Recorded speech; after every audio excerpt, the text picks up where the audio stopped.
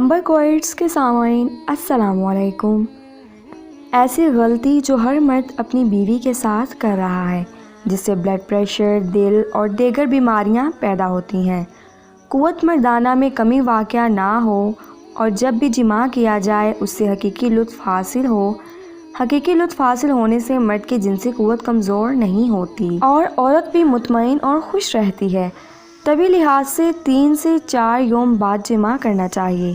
3 دن سپرمز بنتے ہیں اور 4 دن بعد تحلیل ہو کر جسم کا حصہ بن جاتے ہیں، کیونکہ دن میں 2 بار یا روزانہ جماع کرنے سے چند ہی روز میں شدید کمزوری، سستی اور بلڈ پریشر کا لاحق حاصل ہو سکتا ہے، اور اکثر جوڑوں کا پانی ختم ہو جاتا ہے۔ جوانی میں گوڈے آواز کرنا شروع کر دیتے ہیں۔ اس نقصان کی کسی بھی صورت تلافی نہیں ہو سکتی۔ خلاف ورزی کرتے رہنے سے آخر کو افسوس کرنا پڑتا ہے۔ زیادہ منی کا اخراج بار بار نہیں ہو سکتا، کیونکہ یہ چیز انسانی جسم میں وافر مقدار میں نہیں بنتی۔ طبی لحاظ سے 4 سے 7 یوم بعد جماع کرنے سے جسم میں کسی قسم کی کمی یا کمزوری نہیں ہوتی اور قدرتی حقیقی لطف حاصل ہوتا ہے۔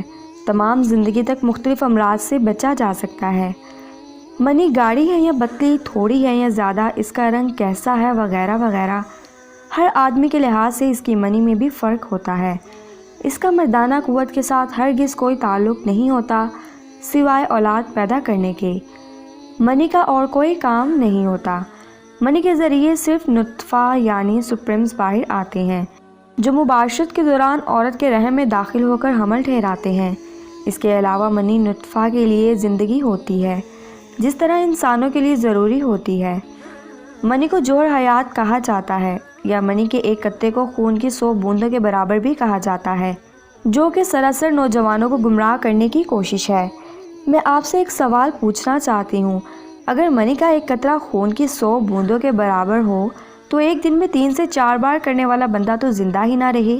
اس لیے یہ خیال بالکل غلط ہے کہ منی کا ایک قطرہ خون کے 100 قطروں کے برابر ہے۔ جو کچھ ہم کھاتے ہیں وہ ہمارے معدے میں جا کر ہضم ہوتا ہے، خوراک کا کچھ حصہ فالتو ہو کر نکل جاتا ہے۔